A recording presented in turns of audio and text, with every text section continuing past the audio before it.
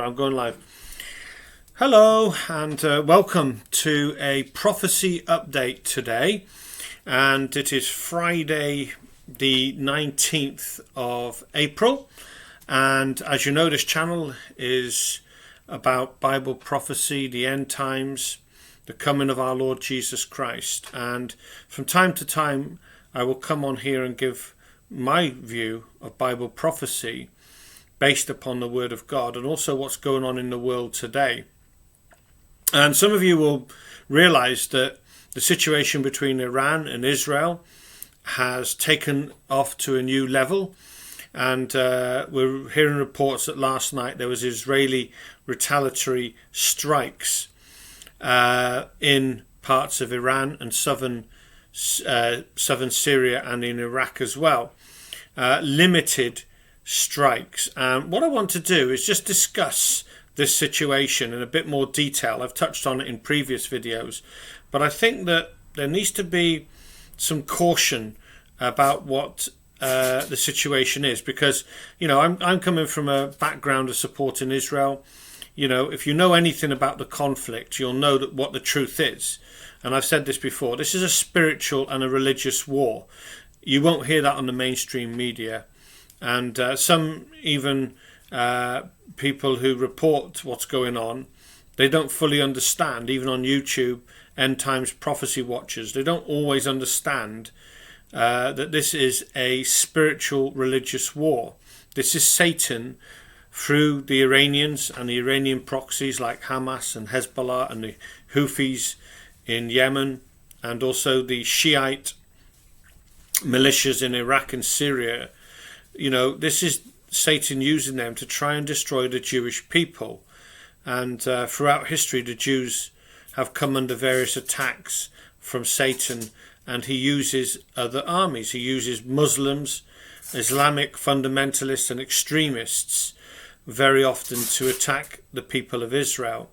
And this is what is behind this whole conflict. You'll hear in the media that it's two sides, that Israel should take some blame for this and that, and that it's two sides to the argument, but it's not. If you've got an enemy that's intent on one thing, and that is your destruction, what do? Does Israel just lie down and allow Iran to kill them and blast them off and to wipe Israel off the face of the earth? Because that's what Tehran wants. That's what the Ayatollah and the Iranian regime want. And of course their proxies are a part of that. They want the total annihilation and the destruction of the Jewish people and the state of Israel. And if you don't understand that, if you don't fundamentally grasp that truth, then you're always going to be, like the media are, you're always going to be in a kind of confusion, sort of not aware of the real truths behind it all. And so that's why some of the reporting is off mark. It's not really accurate, you see, because they don't have that spiritual wisdom. They don't have the guidance of the Holy Spirit to explain what's really behind this war that's going on. And let's call it what it is. It is a war. And there needs to be discernment and wisdom to understand what's behind it all. Anyway, going back to what's happened last night, let's just go back a bit and say that it's a limited strike from Israel. And, that's obviously in retaliation to what happened last Saturday, as you know, when the Iranians launched over 350 or roughly 350 drones, cruise missiles and ballistic missiles at Israel. And as I'm sure you're aware from the news reports, that Israel survived that attack and only about 4 rockets ended up doing any damage in Israel. But as we look at this whole conflict, we need to understand a few things, and I'm going to give you a perspective, I think, which is a bit different from what others are saying. Even after the reports this morning that have come through, some reporters like Amir, and he's a very, very good reporter, Amir Tsarfati, don't get me wrong, but I don't necessarily agree with the stance that he takes on this or what his perceptions are, and I'll explain to you what I mean. So last Saturday, the the Iranians showed what they're capable of. That's how I view it. This was no inconsequential attack. This was unprecedented in its measure, in its amount and volume of explosives, tons and tons of explosives within these missiles and drones. And when they launched those attacks, it's easy to forget this, that, they didn't know that the Israelis, combined with the Americans, the British and the French, and with some help from the Saudis and the Jordanians, that, only very few of their weapons would enter and hit Israeli territory. It could well have been, for example, that they might have thought, well, maybe 30% or 20, even 20% of what they sent over may have landed and hit Israel. Well, even a fifth, if you do the maths and work out even a fifth landed, that would have been 70 missiles carrying all this explosions. And, let's be honest about it, it was a miracle by God that they didn't land that many, because the Iron Dome system, the Sling of David, and all the other defense mechanisms that Israel and its allies employed were flat out, and had to work overtime to intercept all these Iranian drones and various missiles. So, over the skies of Jerusalem, there was chaos over the skies of Jerusalem. So those missiles could easily have hit Israeli homes. There could have been hundreds of casualties if even only 20% of those Iranian missiles and drones had have landed. There could have been major chaos in many urban populated areas of Israeli towns and villages. That's what easily could have happened. Now, what I want to draw your attention to is this. For Iran, the Iranians, to even consider that scale of attack, surely it would have crossed their minds that Israel might have launched a direct counterattack, whether during their attack on Israel or directly afterwards. Perhaps they'd have thought that within the following hours, the scale of the attack, that Israel would have countered it. And what would they have thought? Surely it would have crossed their minds that the Israelis would have bombed their nuclear facilities, bombed the Iranian nuclear facilities. And it strikes me that the Iranians probably or possibly were mindful that could happen. But they still went ahead with the attack.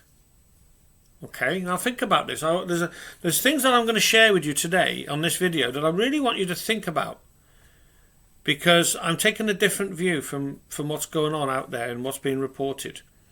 So bear that in mind, that I believe that the Iranians quite possibly could have already assumed and thought, well, hang on, we're going to get attacked back straight away. Probably Israel will target our nuclear facilities because of the scale of attack that we've taken out on them.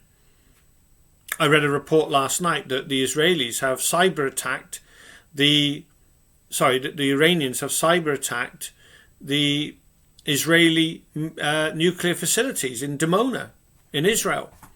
And they've got all the information, and they've actually warned that they can hit and destroy all the Israeli nuclear facilities. All right, so I'm just building you a picture here. This limited response from Israel, I personally believe, is a mistake. Okay, when you have an enemy which is intent on your total destruction, you cannot play a tit for tat game. You cannot play a backwards and forwards game limiting what you're doing, because let's face this as well. At the moment, the Iranian media is saying that only 3 drones hit last night. Okay, so they're trying to make out that nothing much occurred with this Israeli retaliation. But is that a bluff? Think about that. Is that a bluff? Because the Iranians in recent days have said that if Israel retaliates at all, then they will hit them tenfold. Now listen carefully. The Iranians have threatened to hit Israel tenfold. In other words, 10 times harder, with 10 times as many missiles and rockets than what they did last Saturday night. early Sunday morning. Okay, now also think of it this way. They've also threatened that they have weaponry that Israel can't stop. They've got supersonic weapons and ballistic missiles that Israel won't be able to stop coming over and detect them. So think about that.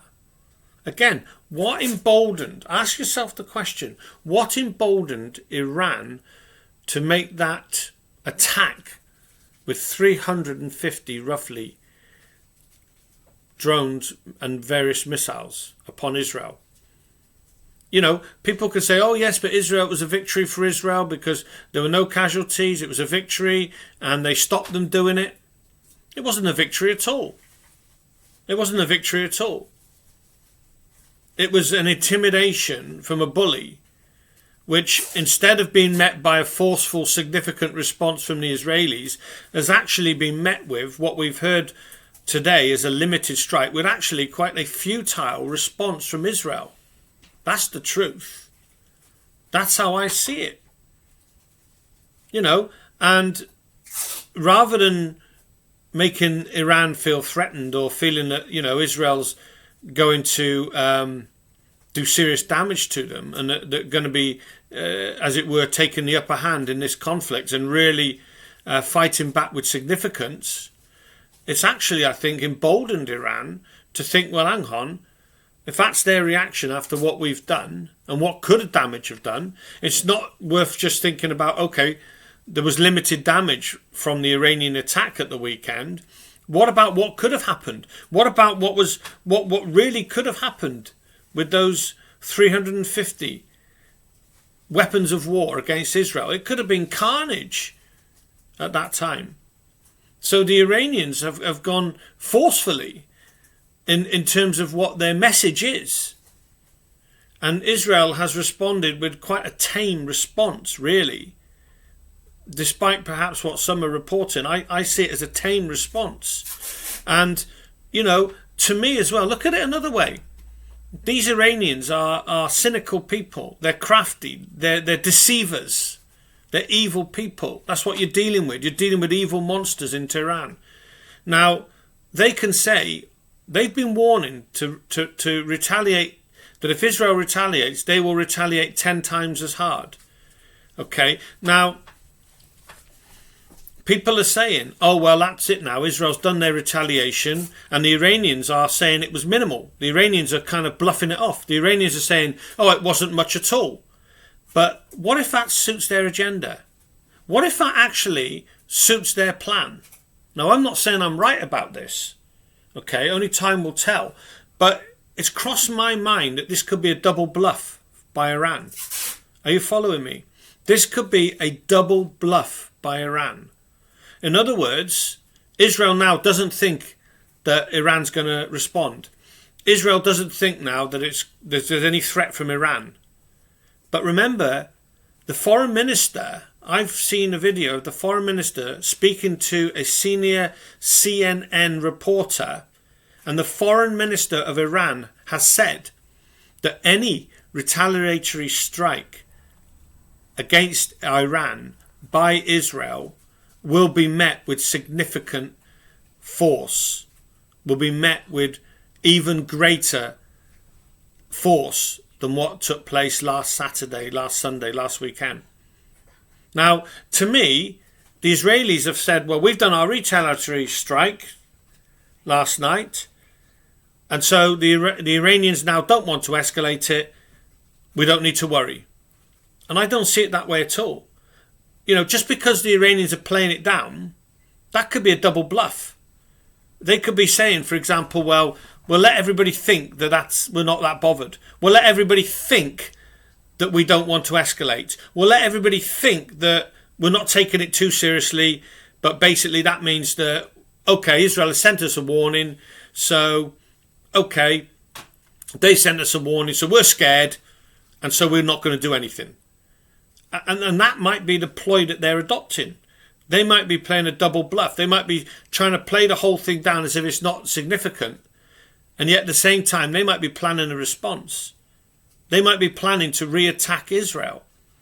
Because now they probably will think that Israel are off guard, that Israel are not thinking that Iran's going to respond, because Israel might think that the fact that Iran are playing it all down and pretending it's only 3 drones that have hit and that they're saying there's no major damage, that Israel might be thinking that Iran's scared, that Iran's now frightened, that Iran now is worried about their nuclear sites being attacked. But what if Iran is playing a double bluff? What if Iran is saying, okay, we've warned you, we're allowing the US media, we're allowing the world media to know that there was a strike, so now we've got the authority to go and retaliate ourselves. Now we can escalate it, now we can go forward, now we can strike again, because the world knows that Israel struck us. Okay, we haven't acknowledged it necessarily, we've made light of it, but that doesn't mean we're not preparing to retaliate again. We warned, didn't we, they might say. We warned that any Israeli retaliatory action will cause us to retaliate much stronger and in greater measure. And see how there might be a double bluff going on here. You see, I believe personally that Israel has missed a chance here. I strongly believe that Israel has listened to American pressure, listened to other foreign ministers from different countries, particularly the Biden administration. And the pressure has weighed on the Benjamin Netanyahu and his cabinet. And I think that they've gone too easy going. I think that they've settled for a limited strike so that they can finish the job off in Rafah. And they've made that compromise in Gaza. They've made that compromise with Biden. Let me tell you now, the Israeli cabinet need to understand, you cannot trust Biden, you cannot trust the Biden administration. All external so-called allies, they can turn their back on you at any time. They can pretend to be your allies one moment, but then leave you to it the next. And I think Israel needs to understand that they're on their own. I am concentrating on and wanting Israel's protection. But I believe that what they've done is actually put more Jewish lives at risk. That's what I think they've done. I think they've miscalculated, they've misunderstood, and I think that they've ultimately, without realising it, and without meaning, of course, to do that, I think this war cabinet, I think taking the kind of more cautious option in the longer run, in the long term, will backfire, and I think that they've put themselves in grave jeopardy, the people. And I'll go a stage further and say this, that history teaches us that when you've got an enemy that will never stop trying to destroy you, okay, let's be clear about this. If you don't understand the dynamics of evil, let me explain. And it's prophecy, it's Bible prophecy. The Iranian regime and the Islamic fundamentalists that are associated with it, they have one intention, one purpose, one motive, and that is the destruction of the Jewish state. And that will never change. You can't talk to these people, you can't reason with them, they're beyond any of that, they're sheer evil. And Israel needs to understand that attack is your best form of defence. If you're in a situation where it's life or death, you have to do something radical, you have to do something significant, you have to knock out your enemy before they get any grip, before they get any encouragement. Because I want to say this as well, why are Iran emboldened? You see, I mean, I respect, for example, Amir Safati's messages about, he put up something on Telegram about in this ping pong, Israel's won and Iran has been shown to be, outmaneuvered by Israel, and Israel have come out victorious. And I don't see that at all. I'm sorry, I don't see that at all. And that's not a criticism of Amir, because everybody sees it differently. And he's doing a great job reporting. But let's be clear about the facts. Israel hasn't won this ping pong. Israel is not winning this tit for tat. Look, what emboldened Iran? What has emboldened Iran to send over all those missiles and drones last weekend? Could it be the reports that we're hearing that Russia, behind the scenes, is supplying Iran with Su-400s? In other words, advanced missile defense systems. Okay? Is it that they are, without doubt, providing Iran with greater military hardware, rockets, missiles, support? Could that be what's emboldening the Iranians at the moment? But something is definitely giving Iran that boldness to do what they're doing. That's how I see it at the moment. Now, what Israel, I believe, should have done, I think Israel should have struck them immediately after the events of last weekend when Iran made that attack. They should have struck them straight away and completely crippled them. They should have struck all the nuclear power plants and all the infrastructure where their missiles and ammunitions departments are based. Israel should have done a massive strike. Excuse me. And if they'd have done that at the right time, I think they'd have still retained some support on the international stage. What Israel has done now, in my opinion, is they've shown weakness, they've shown indecision, and you can't do that with these people. You can't do that with these people. And I also believe they would have been fully justified in destroying Hezbollah. And if that meant nuclear weapon strike on southern Lebanon to destroy Hezbollah, so be it. That's the only way. You know, Hezbollah, from the 8th of October onwards, the day after Hamas's heinous, shocking invasion and torture and all the rest of it, of murder of Israeli people, Hezbollah was sending rockets straight into Israel. Right? They've had 6 months of war with Hezbollah. What are you doing? Just go and finish the job. Just go and finish the job. Because these people, you know, by not being decisive, I believe this Israeli cabinet has, and it's got some hardline right-wing members who I believe will be in Netanyahu's ear telling him, you're too soft, you're too lenient, we should have gone stronger. Right? Because now you've put Israel and the Israeli citizens in a very precarious position. Because Iran now could say, okay, we warned Israel against any retaliatory strike. Okay, we'll activate Hezbollah. Hezbollah have got an arsenal of around about 150,000 precision-guided missiles aimed at cities all over Israel. How can you tolerate that? How can you tolerate that? If they launched that, if Hezbollah launched an all-out assault on Israel right now, Israel would be in tremendous problems and difficulties. The Iron Dome system would be overrun and overstretched immediately. I'm surprised that Israel have been so cautious, and they've really, I think, buckled to international pressures. And now they're in a situation where they probably think that the threat from Iran is diminished because Iran's trying to make out there wasn't much of an attack.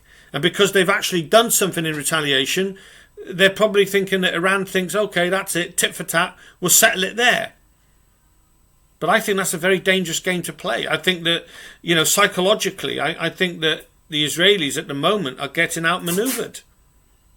I do believe that. And I think that what's going on at the moment, Israel is just putting their people and their population in a more dangerous position. If you don't show an aggression, and if you don't attack your enemy to defeat them and knock them out, eventually they're going to come back, see you as weak, and they're going to take that decisive action. And remember, these people, the Iranians and their proxies, they're intent on destroying the Jewish nation. You know, and okay, going into Rafah and Gaza, they've got to do that. They shouldn't be sort of saying to the Americans, oh, can we have permission to destroy Hamas? No. They should be saying, we're going to destroy them regardless. You know, and they should tell the world. This is another thing. Why aren't the Israeli government telling the world what's really going on in Gaza? You know, that Hamas are using the people for their own shields, human shields. And not only that, telling them that the support they've got there is in Gaza. They're not innocent civilians. If you believe that narrative, you're completely mistaken and deceived. The vast majority of the Palestinians there in Gaza and in the West Bank, Judea and Samaria, they support Hamas. They're part of the war effort. That is why I've seen loads of footage. When they committed, Hamas, that incredible, horrific crime on the 7th of October, they came back with those poor Jewish women, children and elderly people, right? Men, women and children. They brought them back in their truckloads. And there were people on the streets all over Gaza celebrating, Palestinians celebrating what Hamas were doing. That's the truth. You know, so the whole idea of having some kind of sympathy towards those civilians there, no. And the lies, I'm not going to get into that today for today's prophecy update, but the lies that have been spun from the Palestinians, that is where Amir Tsarfati is very good. I'll give him that. He's very good on reporting that. There's so much lies going on about this, what's going on in Gaza. Genocide, it's not genocide at all. That's absolute nonsense. There's plenty of humanitarian aid. There's plenty of food. They've been on the beach there in the last few days, all the people. Right? But they're party to it. You know, and Israel has got to understand one thing. It's either them or us. And you can't do that by having Biden and his administration persuading you to ease up. You can't do that in a half-hearted manner. You cannot play the tit-for-tat game that Israel is playing right now. And I wouldn't be at all surprised. I'm not saying it's going to happen. But what's to say that the Iranian foreign minister and the threats that have come out of Tehran, what's to say that they don't follow them through? What's to say that they don't say, well, we warned Israel that any retaliation will be met 10 times harder? And then what happens? There's no way the Iron Dome, they struggled just about to cope with 350 enemy weapons. How on earth are they going to cope with 3,500 or more all at once? And then what happens if the Iranians see weakness with the Israelis, indecision and weakness? And what happens if Iran says, okay, Hezbollah, they're not going to do anything, they're scared stiff, they're listening to the Americans, go and launch your rockets at them? Is it possible? I think it's possible. I think what Israel have done is a sign of great weakness. Great weakness. And I hope I'm wrong. I actually hope I'm wrong. And maybe it's a master plan. And maybe I've overstated Iran's position. Maybe Iran is more fearful than I think.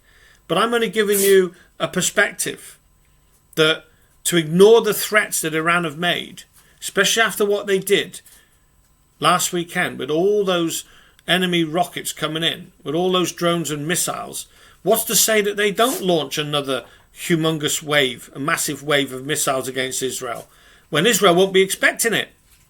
You know, Israel had time to get their defences ready last time.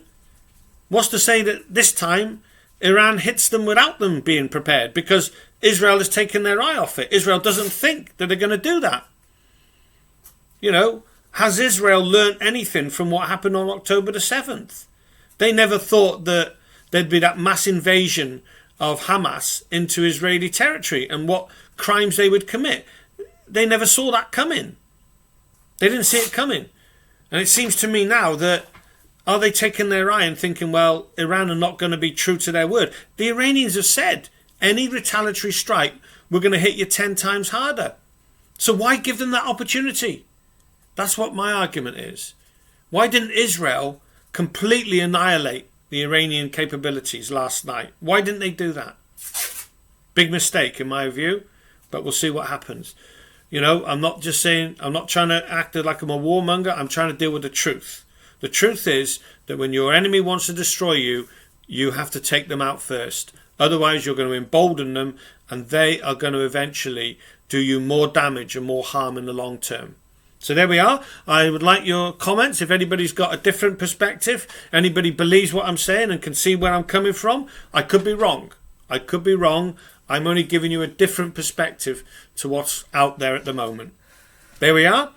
I hope you've enjoyed this video. And as I say, any comments are welcome. And God bless you, and have a good day. Until the next time, God bless.